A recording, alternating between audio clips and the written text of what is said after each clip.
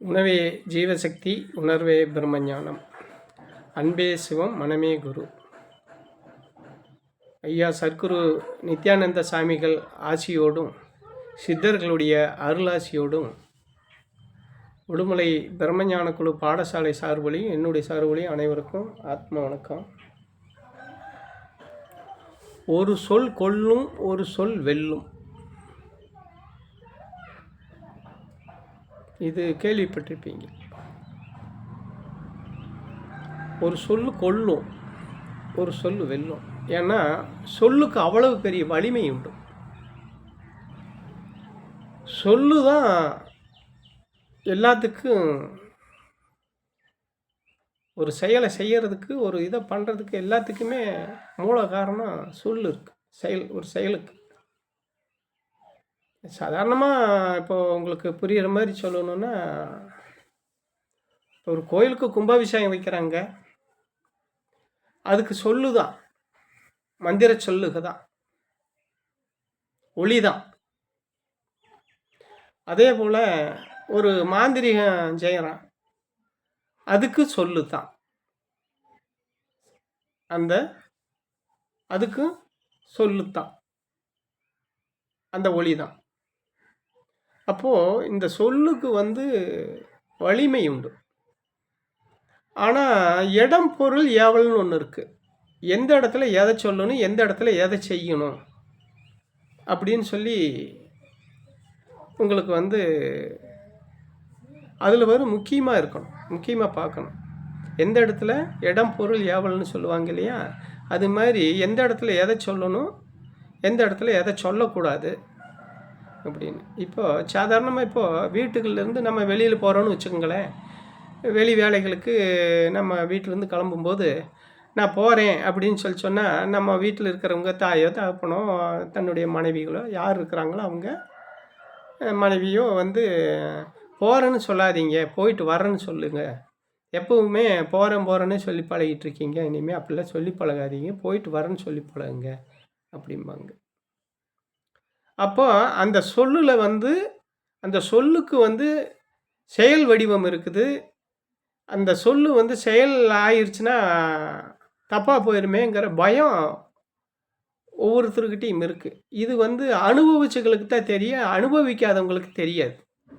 அனுபவிக்காதவங்களுக்கு இதை பற்றி தெரியறதுக்கு வாய்ப்பு இல்லை. அப்போது இந்த சொல்லு சொல்லி அனுபவிக்கக்கூடிய வாய்ப்பு யாருக்கு அமையும் அப்படின்னு சொன்னால், அறநெறியோட, அறவாழ்வோட, மனித நேயத்தோட, தர்மத்தோட, ஒழுக்கத்தோடு வாழ்கிறாங்க பார்த்தீங்களா, அவங்களுக்கு பூராமே இது நடக்கும். அப்படி வாழ்கிறவங்களுக்கு தான் இது நடக்கும். அறவாழ்வு வாழ்கிறவங்க எல்லாருக்குமே இது நடக்கும். சொல்லு பழிக்கும். ஒரு சொல்லு, அவங்க சொல்கிற சொல்லு, ஒரு சொல்லு கொல்லும், ஒரு சொல்லு வெல்லும். அவங்களுக்கு இந்த பவர் இருக்கும். அந்த அறவாழ்வு வாழ்கிறவங்க எல்லா குடும்பங்களுக்குமே, அந்த அறவாழ்வோட வாழ்கிற மனிதன் எல்லாருக்குமே இந்த பவர் உண்டு. இதை முதல் புரிஞ்சுக்கணும். இப்போ ஒரு மரணம் ஏற்பட்ட வீட்டுக்கு போகிறோன்னு வச்சுங்க, ஒரு சாவு வீட்டுக்கு போகிறோம். அந்த சாவு வீட்டுக்கு போனால், அந்த சாவு வீட்டில் அந்த துக்க நிகழ்ச்சியில் கலந்துட்டு சொல்லாமல் வருவாங்க, சொல்லக்கூடாதுன்னு சொல்லுவாங்க. ஏன் அப்படின்னா, நீங்கள் சொல்லிட்டு வந்தீங்கன்னா நான் மறுபடியும் இந்த மாதிரி துக்க நிகழ்ச்சிக்கு மறுபடியும் இன்னொருக்கா நான் இங்கே வருவேன் அப்படின்னு சொல்லிட்டு வர்றதுக்கு அர்த்தம். அந்த சொல்லு பழிச்சிரும் அப்படிங்கிறதுக்காகத்தான் முதலையே துக்கத்தில் இருக்கிறாங்க, மறுபடியும் நான் வரணும்னு சொல்லிட்டு வந்து அப்போ இன்னொரு மரணம் அங்கே சம்பவிச்சுன்னா என்ன பண்ணுறதுங்கிற பயத்தில் தான் நான் போயிட்டு வரேன்னு சொல்லாமல் வாங்க அப்படின்னு சொல்லி சாவு வீட்டுக்கு போனால் போயிட்டு வரேன்னு சொல்ல மாட்டாங்க. அதே போல் ஜெயிலுக்கு போகிறாங்கன்னு வச்சுங்க, ஜெயிலுக்கு போகிறவங்க நான் போயிட்டு வரேன்னு சொல்லிட்டு வர மாட்டாங்க. அங்கேயும் திருப்ப ஜெயிலுக்கு வரணும் இல்லை, சிறைச்சாலைக்கு போகணும் இல்லையா, அங்கேயும் சொல்லிட்டு வர மாட்டாங்க. அப்போது எங்கே சொல்லலாம், எங்கே சொல்லக்கூடாது அப்படின்னு ஒன்று இருக்குது. அதே போல் ஒரு கல்யாண வீட்டுக்கு போனால், ஒரு காதுகுத்து விசேஷங்களுக்கோ இல்லை ஒரு திரட்டிச்சு இருக்குது, இல்லை நல்ல நிகழ்ச்சிகளுக்கு போனால் நான் போயிட்டு வரேன்னு சொல்லிட்டு வருவாங்க. ஏன்னா திரும்ப திரும்ப இப்படிப்பட்ட ஒரு நல்ல நிகழ்ச்சி இந்த வீட்டில் நடக்கணும், இந்த இடத்துல செயல்படணும், இந்த இடத்துல திரும்ப திரும்ப நல்ல நிகழ்வுகள் நடக்கணுங்கிறதுக்காகத்தான் நான் போயிட்டு வரேன் அப்படின்னு சொல்லிட்டு வருவாங்க. அப்போ இந்த இந்த விஷயங்கள் எல்லாம் வந்து அனுபவத்தில் தான் தெரியுமே தவிர, அந்த அறவாழ்வோட வாழ்கிறவங்களுக்கு தான் இந்த அனுபவமும் கிடைக்குமே தவிர, சும்மா காணாம போனான்னு வந்து வாழ்கிறவங்களுக்கு இது வந்து அவ்வளோ சீக்கிரம் அவங்களுக்கும் நடக்கும். ஆனால் தெரியாது, இதுதான் அது அப்படின்னு தெரியாது. இதனால தான் அது நடக்குதுன்னு இவங்களுக்கு தெரியாது. இன்னொரு விஷயம் என்னென்னா, ஒருத்தருக்கு உடம்புக்கு சௌகரியம் இல்லைன்னு பார்க்க போகிறீங்கன்னு வச்சுக்கோங்க.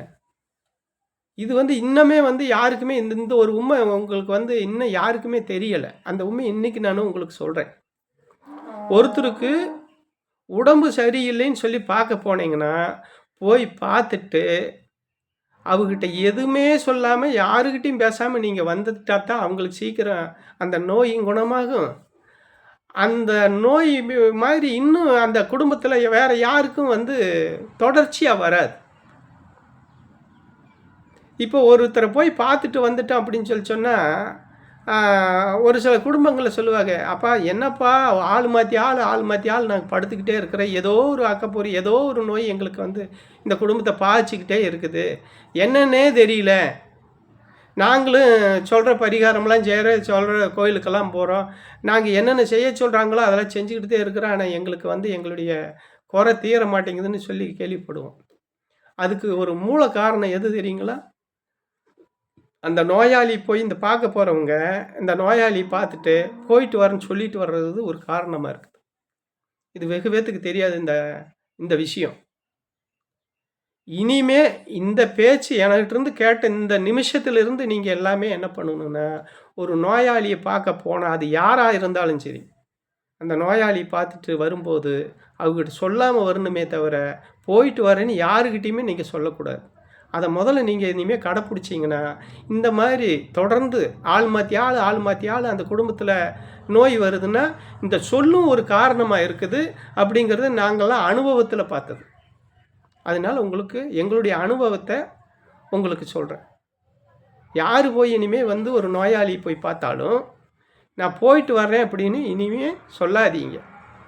சொன்னால் பலிக்கும். அப்போது இந்த ஒரு உண்மையை இனிமேல் நீங்கள் வந்து கடைப்பிடிச்சி இனிமேல் வந்து அந்த ஒரு செயலை செய்யாமல் நல்ல விஷயங்களுக்கு நல்ல சொல்லுங்கள். தேவையில்லாத விஷயங்களுக்கு கெட்ட விஷயங்களுக்கு அதை சொல்கிறத தவிர்த்துட்டு நீங்கள் பாட்டில் உங்கள் அளவில் பார்த்துட்டு நீங்கள் வந்துட்டீங்க அப்படின்னு சொன்னால் அவங்களும் நல்லா இருப்பாங்க, நம்மளும் நல்லா இருக்கலாம் அப்படிங்கிறத எல்லோரும் தெரிஞ்சுக்க வேணும். அனைவருக்கும் ஆத்மா வணக்கம்.